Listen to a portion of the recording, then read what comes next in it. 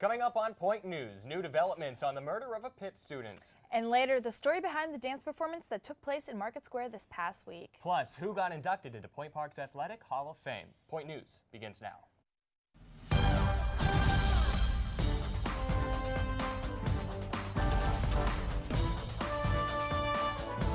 Live from the Point Park University Broadcast Center in downtown Pittsburgh, this is Point News.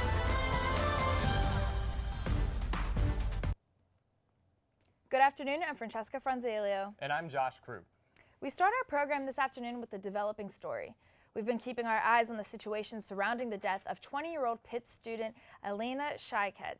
Scheiket's body was found by her parents in her Oakland apartment on Cable Street Sunday morning.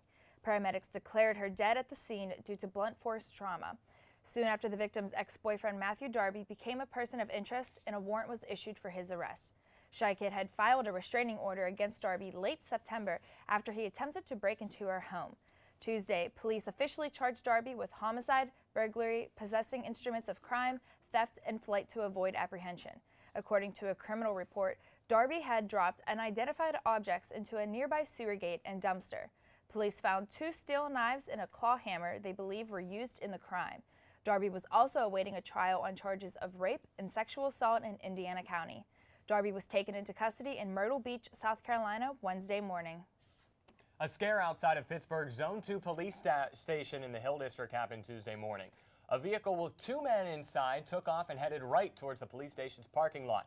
At one point, that vehicle turned and nearly hit an officer, and even hit one officer's personal car before hitting a marked police vehicle and a utility pole. The driver of the suspect's vehicle ran off, but the passenger, Justin Storm, remained on the scene. He was taken to the hospital because police say he ingested narcotics prior to the incident. Police found a knife, suspected heroin, and cash in the suspect vehicle. A man shot and left paralyzed for life by Pittsburgh police. Now, about 5 years later, the jury has weighed in on the civil rights case filed by Leon Ford. Ford was shot during a traffic stop that he allegedly tried to take off from, saying police targeted him because he had a similar name as a man they were looking for. On Tuesday, the jury in the civil case ruled in favor of one of the 2 officers involved and deadlocked in another. Mayor Bill Pezzuta released a statement saying, in part, that nothing, including this lawsuit, could erase the tragic circumstances that Leon Ford, the officers, and their families have been through over the past 5 years. A hot water pipe burst in Lawrence Hall last week, causing water damage to a dozen offices. The pipe burst last Thursday shortly after 11 p.m. on the 7th floor. As much as 2 inches of water accumulated in areas close to the burst. Point Park police responded to the scene and blocked off the area to students. They initially feared a possible ceiling collapse. Water shot out from the pipe for around an hour before maintenance workers shut off water to the building. Offices in the Literary Arts Department were affected by the water, causing only minor damages. Water also leaked through the floor and into the conservatory offices on the 6th floor. The pipe was repaired and water was restored to the building overnight. The tragedy in Las Vegas still weighs heavily on many of us, and this past week, Point Park students decided to create a tribute honoring those whose lives had been lost. Point Park dance students gathered in Market Square Monday afternoon for a special performance honoring the victims of the recent Las Vegas shooting. A small crowd gathered to watch them, and the usually bustling area grew quiet. More than 100 Point Park dancers, all dressed in white shirts, silently performed a symbolic dance piece as a tribute to the victims of the Las Vegas massacre. Republican Congressman Tim Murphy is leaving office in just 9 days. The move comes amid a scandal in which it was revealed that the congressman had an extramarital affair. Murphy, who has taken an anti-abortion stance in the past, reportedly suggested his mistress have an abortion when he thought that she might be pregnant. The congressman initially said he would not run for re-election, but later said he would officially step down effective October 21st. A special election will be held to fill Congressman Murphy's seat. No word yet on when that special election will happen. The death toll is still rising in the devastating wildfires in California. More than 20,000 people evacuated, hundreds missing, and 23 dead. Officials say the number could still climb. 2,000 homes and businesses have been destroyed, and more than 100 people were being treated at Northern California hospitals. Fires began Sunday night in the state's wine country. The fire has burned more than 115,000 acres in the state. 50-mile-an-hour winds helped spread the blaze, and officials say the cause is still under investigation. Now, friend, California certainly could use some rain. to help them agree. at least try and fight these fires, because it is a massive operation. And Pittsburgh has seen a little bit of rain. Just a little. In the last couple of days. And Bill Steinbach's over at the Weather Center for us. And Bill, does this Pittsburgh forecast have some more gray skies and rain for us? Well, yeah, today, unfortunately, we've got gray skies and rain all around. We'll have more on the full weekend forecast. Stay tuned for my full forecast later in the show. Back to you guys at the desk. And Fran, you always have to have an emergency umbrella in Pittsburgh. I agree. forgot mine the other day, and The you worst. pay the price. And yeah. So we'll look forward to see if we're going to need to have those emergency umbrellas on hand. Hopefully not, but hopefully it's sunny a little bit. But thanks, Bill. And coming up next on Point News, we'll update you on what's going around on campus. Plus an update on the PPG Plaza ice rink. And we'll tell you what events you need to know about this Halloween. We'll be right back.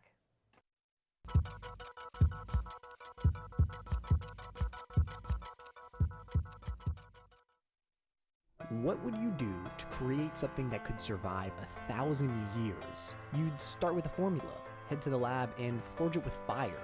Just imagine everything it could do. It could leak pollutants into the soil and water, or it could conserve energy, cut CO2 emissions, and reduce raw material. Recycling is more than cutting waste. Recycling is about the legacy you want to leave. Why on earth would you want to do anything else? Recycle. Don't throw away our chance at survival. Good evening and welcome to Newsnight. I'm Josh Krupp alongside Jess Paterchak. Tonight we begin with The mayor is continuing to deal with the challenges the city is facing. But tomorrow we have just a little bit of cloudiness. off throughout the day with some strong wind gusts. That's going to continue tomorrow. 20 Teams have already started talking to free agents. Saturday's partly cloudy, but 70 degrees? Where is the pool at? I mean, come on. You might have already burned your bracket, ripped it up. I am Royce Jones. And I'm Casey Houlihan. Thank you so much for joining us this evening. That's your news tonight for today. UView Television is live here at the Center for Media Innovation with a very exclusive interview with Pointe Park's Black Diamond, our school mascot. We're taking questions on our social media at UView Television. Our first question came in from @PointeParkU Black Diamond. They want to know, what is one thing you love about Pointe Park? UView. I feel knew that. it. UView's the best. It is. All right, Alex, you want to read our next question? Okay, we have another question from Pointe Park Cab. They're asking, when is the next time you're going to make a surprise appearance at their next event? He's being coy. Looks like we're gonna have to show up. Yeah, to I the guess event we'll have to now. see. All right, that's all we have for right now. But you can submit your own questions at UView Television, and we might read one of yours after the break.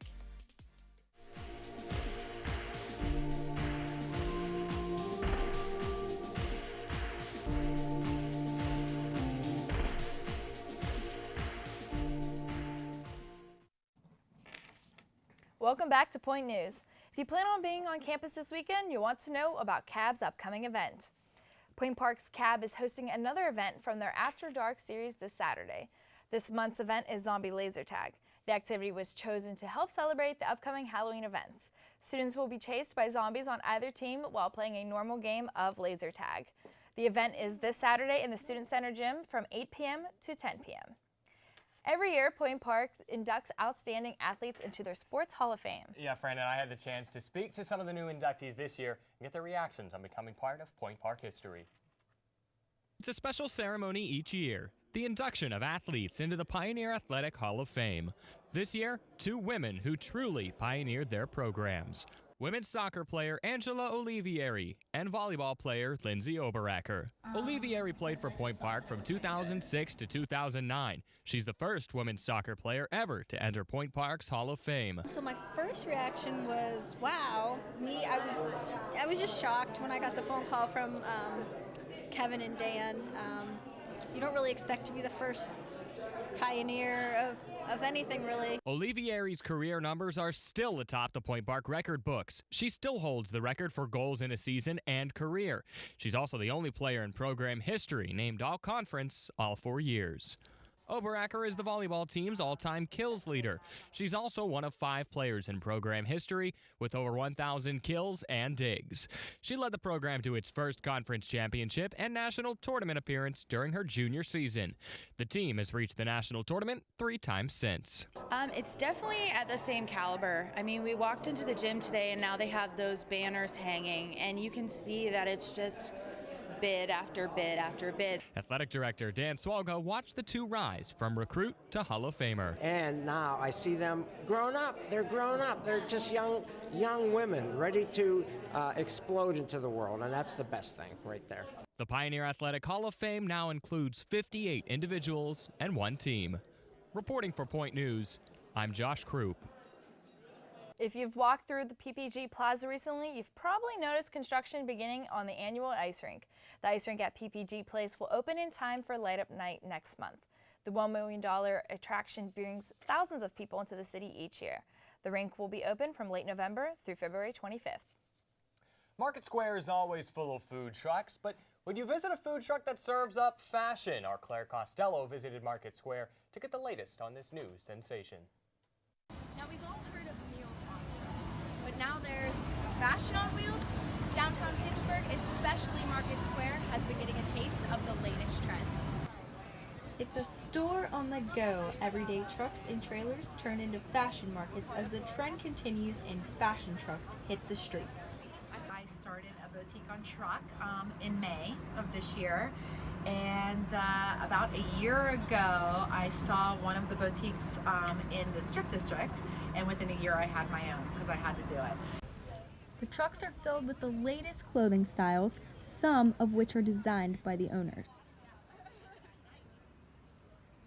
I was down here this morning looking just around Market Square. I didn't know if there was a farmer's market or not. So I came down and I found all of these really cool fashion trucks, which is really exciting. I didn't know that this was even a thing down here. I ended up purchasing one dress, which was really nice. So it's a really good experience. The trucks travel to different locations within the Pittsburgh region. They have teamed up to create their own pop-up market and target a crowd of especially women. There are currently over 700 mobile businesses across the country. I have a long retail, a lot of background in retail. And then I was out there searching for like, what is the next retail opportunity? If you missed the fashion trucks, upcoming dates can be found on the Pittsburgh Downtown Partnership website. Claire Costello, Point News. Despite the unseasonal weather, Halloween has been on everyone's mind since October began, and Pittsburgh has plenty of events planned to celebrate. One you should look out for is this year's Bump in the Night event. The event will occur on 2 weekends later this month at Frick Park. The event is for adults and kids ages 3 to 9 and involves night hiking, campfires, pumpkin carving, and even a sing-along. Refreshments and cookies will also be served. The event happens October 20th, 21st, 27th, and 28th from 7 to 9. He's the mega producer behind Oscar-winning movies such as Pulp Fiction, Shakespeare in Love, and The King's Speech. But now Harvey Weinstein is out of a job, fired amid sexual harassment allegations that continue to mount. Weinstein was let go by the board of directors of the company he founded with his brother, the Weinstein Company. His wife, Georgina Chapman, has also announced she's ending their 10-year marriage. Some of Weinstein's former powerful allies have also cut ties with him. Among them, former President Barack Obama, former Secretary of State Hillary Clinton, and even his own brother. Next on Point News, we'll give you the latest from the sports world. Plus, the remainder of your forecast. All of that and more coming up.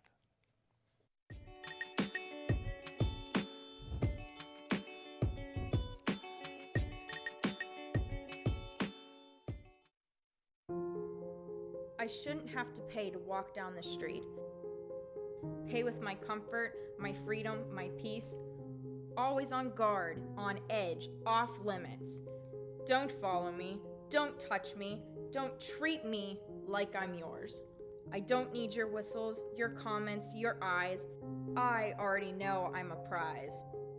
My confidence isn't for sale. Respect me. Don't inspect me. And when people ask us who can join UView, the answer really is anybody, and we mean anybody. Any major, any experience level. Some people, have a lot of experience coming out of high school, and others don't know how to really sit on a couch properly, and that's okay. We're here just to give you the chance to learn and have fun and prepare yourself for the real world. College, after all, it's all about trying new things.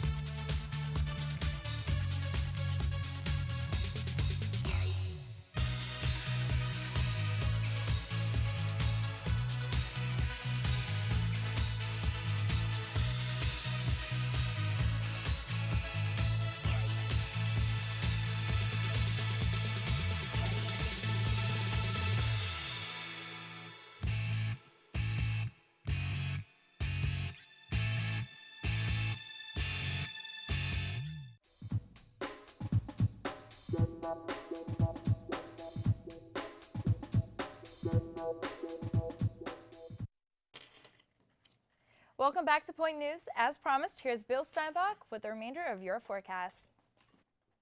Thanks, guys. And yeah, it looks like this weekend, tomorrow for your Friday, well, we have a 20% chance of rain, which, give or take, that could be a good or a bad thing. We could use the rain in the fall season, but we're also going to have a high of 78. Saturday's looking gorgeous, possibly the end of summer, if you will. High of 79 with a low of 63 and only a 10% chance of rain.